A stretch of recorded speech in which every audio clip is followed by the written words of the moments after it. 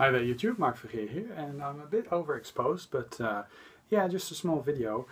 I went to the Bonami computer fair in Eindhoven today, and I went together with a couple of my friends, Halfblind Gamer, Mr. Custard, and the Highlander, and myself, and we all piled into my car. I drove to Eindhoven. And we had a blast just going there, just hanging out, and yeah, I wanted to show you some pickups, and yeah, that's basically it. So I got for the PlayStation, and this was three games for €4, so about, you know, €1.25, €1.33 each, and that's this game.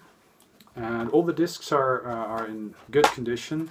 The manuals are there, so PlayStation games really were going very cheap. And this is Lord of the Rings, the Third Age, which actually plays a bit different than the other Lord of the Rings games, which are more action-packed. This is actually a RPG style type of game, where there's actually a new companionship that actually travels behind the other companions, and the known companionships ship from the movie. So actually, this might be a very interesting game to check out in a bit. So yeah, for very little money. So and then I'm a sucker for this type of game character, and I just love the box art. So, and that's Legend of Kay, which is another. I think there's another K game out there. I forgot which it was, but it's a martial arts cat, and some nice graphics on the back. Yeah, I haven't played this before, and I mean the graphics and the combat. I mean it's hack 'em and slash 'em fighting. Some sort of adventure thing. Yeah, I thought this was very nice, and yeah, I'm quite a sucker for games like this. And then the other one, which may actually, I mean, it's like Kua K. I mean, very similar art style, and actually that made me get these two, and that's Kia, the Dark Lineage, which is a female protagonist fighting against all sorts of oppressors, and the fact that this is a game that plays in large worlds, and that actually is a female protagonist, is actually quite cool. And actually someone is messaging me while making this video, but yeah, well, enjoy it, I say. I'll check the message a bit later, but yeah, by Atari. I've heard very little about this game, but I mean, if you look at the screenshots, I'm not sure if you can tell, but it's actually quite nice. So so yeah, and then so these games were €4, and this was 10. What is it? 10 or 12.50? I think this was 12.50. But Mario Kart Double Dash.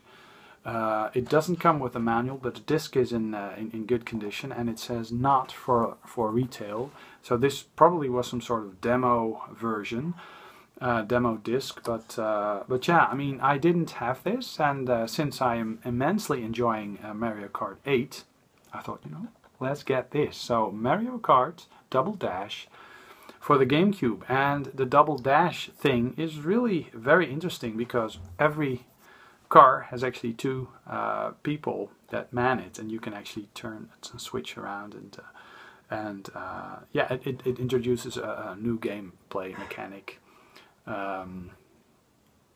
So it's like double the action in a way. So yeah, this was $12.50, I think, and then I got a white box with something special inside, which is an Atari 2600 joystick with a fire button, and it does clickety clickety click. So yeah, I was looking for a second one, and this is actually a reproduction of an original Atari 2600 joystick without the orange rim. So yeah, I thought, you know, let's get this reproduction card, but people are messaging me. Yeah, I guess Custardo and Halfblind Gamer are actually traveling back by train, and probably they're messaging me about their travels.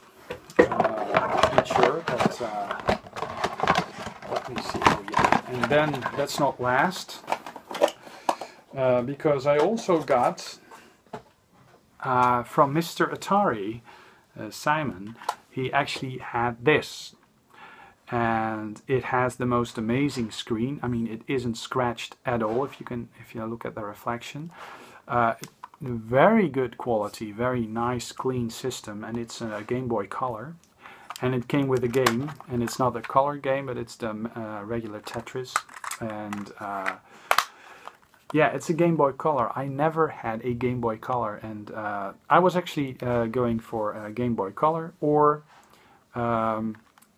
the Game Boy Pocket, because I wanted to have one of the older original Game Boys, and this actually is the first model of the Game Boy Color, and it has just the most amazing purple, deep purple color, which really spoke to me. And yeah, I really like the design of this. This is very reminiscent of the Game Boy Pocket, but the good thing is that it also runs on AA batteries instead of those weird AAA batteries, which are very expensive and they run out very quickly. So yeah, and this is actually the preferential system and the system of choice. And yeah, I think the screen contrast is actually quite good in this one as well. So it's actually not possible to set the contrast like in the original Game Boy it was possible. So it just, you know, it has a single contrast. And yeah, I don't know a lot about the Game Boy Color, but I do think that it uses the all sorts of palettes for when you play the original Game Boy cards in them. So you do get more of a nice gaming experience on this one, with a less blurry screen than on the original Game Boy. So yeah, and as the original Game Boy is reaching 30, I believe, this year, you know, I thought, yeah, I want to have one of these. And then last but not least, yeah, the Highlander. He actually has been buying some Pikachus, and I believe I actually caught him slipping, because I got a Pikachu, and that is this one, and it may not be a fully licensed one, but he had this in his hands and he didn't buy it, and I managed to get this for €4, which is a good bargain. So €4 for a nice Pikachu is cool. And yeah, I think Wouter has really, how do you say that? Has really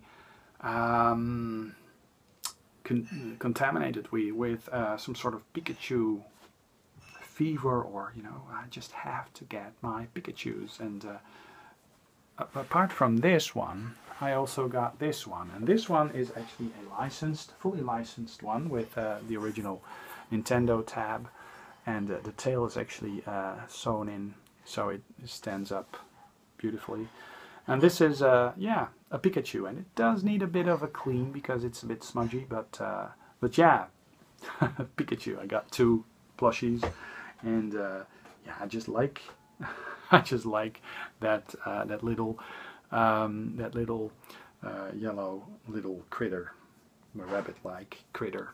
So oh yeah, and I bought some other stuff the day before that, so this has nothing to do with me going to the Bonami fair, but I I bought this pencil case, which is actually a silicone banana, a banana-shaped silicone thing, and I can put some pencils in there, and I thought it was funny. And I also got, and on the iPhone 5, this is not looking as good as on the iPhone 4 because it's stretched out a bit, but this is actually something I saw Highlander carrying around his iPhone. Today he was actually he had a skin for or for a Game Boy skin on it, and I think Woodlin, he has the same skin. Actually, I got him that skin, and this one I thought, yeah, it would look nice on my iPhone 5S. But it's stretched a bit, so I'm not sure if I'm, you know, I mean the on the iPhone 5, on the iPhone 4, it really has the dimensions of a tape, and it is stretched. And this is actually a compact audio cassette simulation, and this is actually a format that people 30-something, 40-something, or older actually remember, because we used to play our music on these instead of MP3s and stuff. And I got something else, and that's without the pens, but I got this little fake grass thing that actually you can use as a place to stick pens in. And yeah, I got one for work, so it's a crazy little thing that's actually quite funny if you put your pens in there. And it looks like a desk plant, but it isn't. And I got something else, and this is actually a very cool demo disc, and this actually contains Net Jaraus games. This comes with the original PlayStation mechanism. Yeah, 20 playable Net Jaraus games, and pretty much the Net Jaraus games are a precursor to what we currently know as indie games. Independent developers that actually made some pretty nice games on the original PlayStation with the consumer variant of the dev kit, which is actually something that I am in the process of obtaining for my Net Jaraus. So yeah. That's it, and I believe the Highlander may actually upload small video snippets of our Bonami Retro Computer Fair Eindhoven edition, and yeah, we had a great time. And if you don't know Highlander's channel, go subscribe. I'll put links down below. In the subscription, a link to Highlander's channel, a link to Mr. Custard's channel, a link to Halfblind Gamer's channel, and well, you're watching this video on my channel, so I won't put a link to my own channel below. So yeah, go subscribe if you haven't, and check out the channels, and perhaps you like what you see, and if you like what you see, go subscribe, and if not, well,